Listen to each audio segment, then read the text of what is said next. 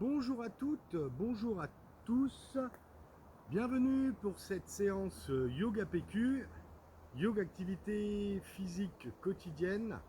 Donc les 30 minutes de sport qui sont à faire dorénavant dans les classes d'élémentaire. Le yoga peut aider à faire des petites séances. Alors elles ne dureront pas 30 minutes, hélas, mais ça peut donner quelques pistes. Et là, on va travailler sur des postures qui permettent un certain renforcement musculaire, en tout cas qui engagent plus le corps, déjà le bas du corps, ensuite on verra les abdos et on terminera avec le dos. On va partir du bas et on va vers le haut. Première chose, on a besoin d'un tapis ou d'une serviette. Le tapis, c'est vraiment pas obligatoire. Ça peut aider parce que voilà, c'est un peu plus mou, etc. Mais c'est pas impératif, la serviette suffit très bien. On déroule, on installe son tapis ou sa serviette. Voilà, on met ça bien à plat et on profite justement de ce moment pour échauffer ses poignets. On se met en restant à quatre pattes, les poignets bien sous les épaules et en tournant ses poignets. Ici, les poignets dans cette séance ne seront pas mis à contribution. Mais c'est quand même intéressant de s'amuser à les échauffer. Et en tout cas, ça leur permet de garder une bonne mobilité. Et ça, c'est primordial. On tourne dans tous les sens. Les mains se font face, les mains se regardent plus, et on a les mains qui viennent regarder les jeux. Et puis qui reviennent de... On tourne, voilà, on tourne ses poignets. On va s'échauffer tranquillement. Laisser passer l'avion. Je vais forcer un peu la voix, mais il y a un avion qui passe. Les pieds sont écartés largeur du bassin. Et on va monter les bras en remontant sur la pointe des pieds en inspirant. Et on redescend. On monte. Et on expire. Quand on monte sur la pointe des pieds, on peut écarter un peu plus les jambes. C'est important là de contracter aussi les cuisses. On serre les cuisses, on serre les fessiers et on expire, on redescend lentement. Les talons, il ne faut pas qu'ils tombent d'un seul coup.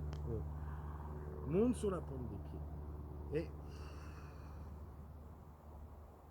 on redescend tranquillement. Ce petit échauffement permet aussi aux élèves de se calmer, de se poser. Donc à faire le temps nécessaire pour avoir des élèves qui sont bien disponibles, bien calmes, bien concentrés. Là, il n'y a pas trop de problème d'équilibre, mais ça reste un peu complexe et la coordination va être mise en place. On va partir avec les jambes bien écartées. Donc là, il vaut mieux avoir une tenue adaptée parce qu'autrement, on se retrouve tout engoncé, tout coincé. On met les bras en croix. On a les jambes bien écartées, les pieds sont parallèles, regarde devant. On essaye d'avoir les pieds à peu près sous les mains. On va prendre le côté droit. D'accord? On va regarder sa main droite. On tourne du coup son pied droit vers l'avant du tapis, si on est sur le tapis.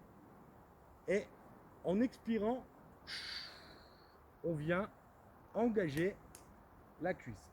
Le genou doit être sous le talon, éventuellement sous les orteils, mais pas plus. Ça peut abîmer un peu le genou. Et on regarde loin devant.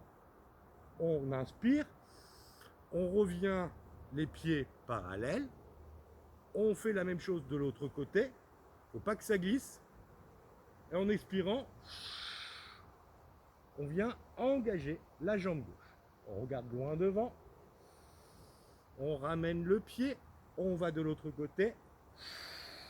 J'expire. Je reviens devant. Sur l'inspiration, hop, j'ouvre. J'expire. Là. J'inspire. J'ouvre du côté droit et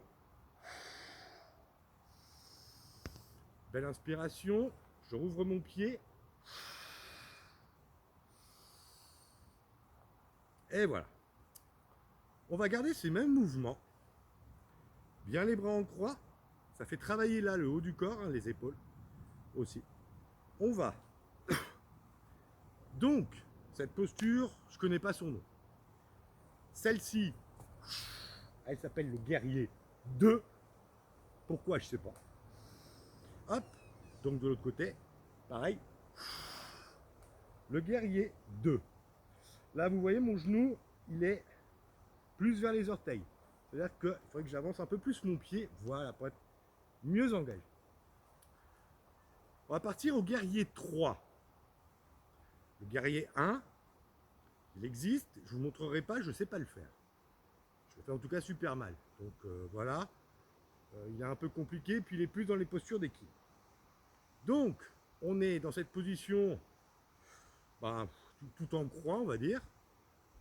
On ouvre, on descend, on part en guerrier 2, on pivote le buste, on inspire, on monte les bras, on redescend, guerrier 2, en remettant le buste dans l'axe, on ramène le pied, on inspire, on ouvre, côté gauche, on expire, guerrier 2, on tourne le buste, on monte les bras, guerrier 3, on repivote le buste, mais on laisse le regard bien vers la main gauche, guerrier 2, on inspire, on expire, guerrier 2, on inspire, guerrier 3, on expire, guerrier 2, on inspire, position de départ, on expire, guerrier 2, on pivote le buste, on inspire, guerrier 3, on revient au guerrier 2, on inspire, position de départ. Pas si simple, là ça met en jeu la coordination.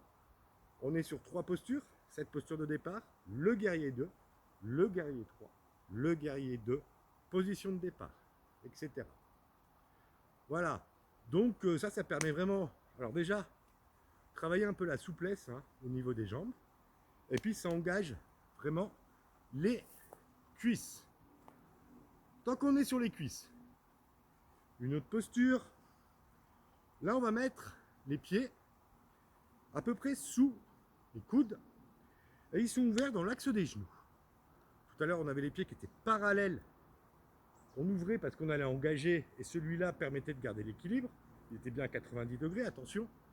Là, on a les pieds qui sont ouverts dans l'axe des genoux. On peut garder les bras en croix, on n'est pas obligé. Et là, on va descendre. On descend pour avoir les cuisses parallèles au sol, les genoux sous les talons et les hanches bien ouvertes. Et on remonte. On essaye d'ouvrir plus les hanches, c'est-à-dire que les pieds sont encore plus ouverts, et d'avoir le dos droit. Donc je descends, j'ai mon regard qui regarde loin devant vers le haut, et je remonte. Je peux garder mes bras en croix. Je peux descendre, je souffle, je pose mes mains sur mes genoux, et je remonte. Les mains au-dessus de la tête. Je souffle. Je remonte. Je souffle.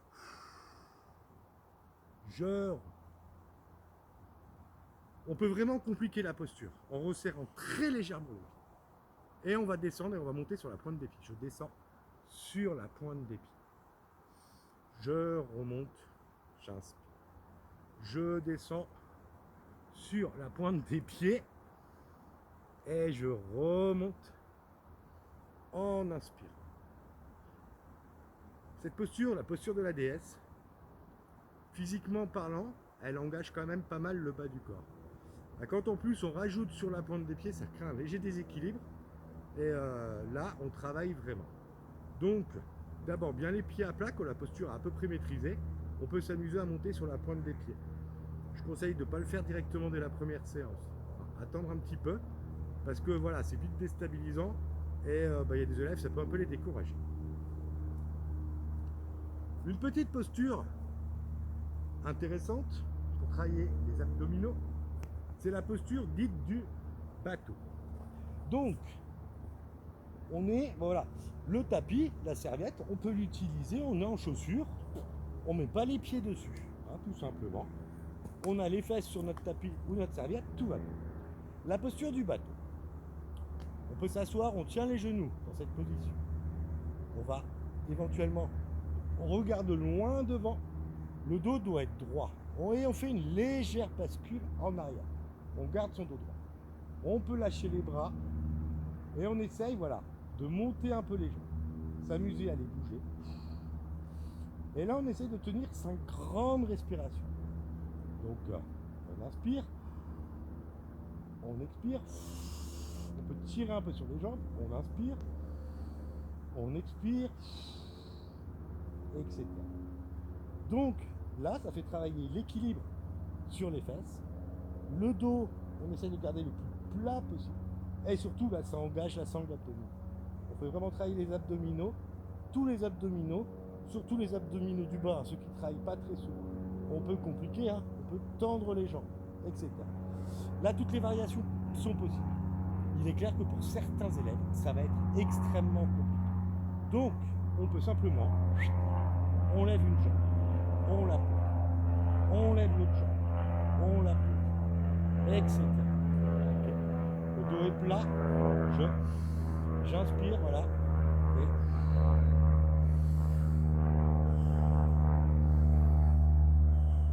et rien que ce petit mouvement qui paraît tout simple peut vraiment travailler les abdominaux. Là, vous verrez, ceux qui essayent de le faire longtemps, on sent que ça brûle assez rapidement. Donc voilà, pour les élèves, hein, tout simplement, voilà, pour ceux qui ont du mal. Mais c'est important qu'ils essayent, c'est important qu'ils se sentent à l'aise, c'est important qu'ils arrivent à faire quelque chose.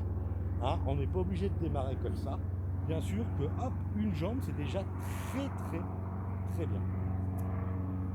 Et enfin, une posture qui va bien derrière celle-ci, puisqu'elle elle permet de travailler les lombaires. Encore un oiseau à moteur qui passe. Donc ça s'appelle un avion. Hein. Donc c'est la posture dite de la sauterelle. C'est une posture à utiliser en fin de séance, quand on a fait tout ça, et surtout quand on a travaillé les abdominaux, parce qu'elle, elle est antagoniste.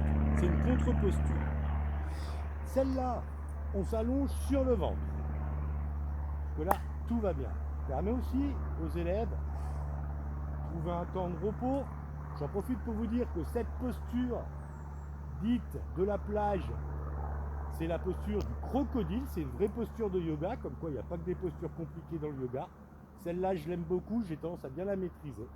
Donc, posture du crocodile, on a les coudes sous le menton et on tient son menton. D'accord? C'est quand même une posture qui permet d'étirer le bas du dos. Et donc, justement, ce bas du dos, cette région des lombaires qu'on a tendance à oublier, avec la posture de la sauterelle, on va la faire travailler. Ça peut brûler, ça peut faire un peu mal. C'est pas très grave là. Ah, on n'est pas sur quelque chose qui risque vraiment d'abîmer les lombaires, puisque c'est eux qui travaillent. C'est pas eux qui supportent le poids, comme dans certains exercices, quand on est sur le là, quand on est assis sur les fesses, comme le bateau. Là, c'est les lombaires qui doivent travailler.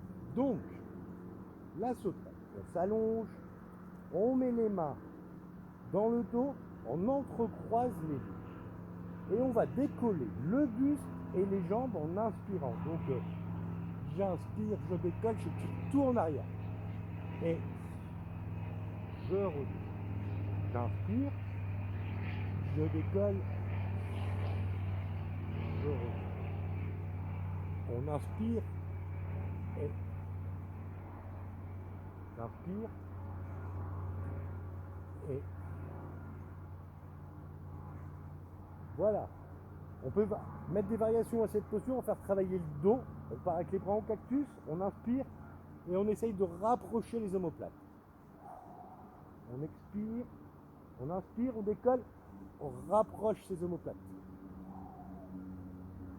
Et bien sûr, on termine dans la posture de l'enfant, hein, toujours, 4 pattes, on part en arrière, on essaie de s'asseoir sur les fesses, on rapproche la tête des genoux et on tire bien les bras en avant. Cette posture, la posture de l'enfant, je me suis relevé trop vite, c'est très mal, hein, faut pas faire ça. Donc on est dans la posture de l'enfant et on se relève tout doucement. Hein. Ça doit aller plutôt doucement le yoga, faut pas aller trop vite. Cette posture de l'enfant, c'est une posture qui est préconisé quand on ne se sent pas bien, quand on est fatigué. Si des élèves ont du mal, notamment sur cette séance, avec certaines postures, leur dire voilà, posture de l'enfant, ils se reposent, ils se recentrent, ils reprennent, ou pas, hein, s'ils n'y arrivent vraiment pas. Mais voilà, c'est une posture de repos, une posture dans laquelle on se sent bien, on se recentre sur soi-même. Eh bien écoutez, j'espère que ça vous a plu. J'espère encore une fois avoir été suffisamment clair. Et puis je vous dis à bientôt pour de nouvelles séances Yoga PQ. Au revoir.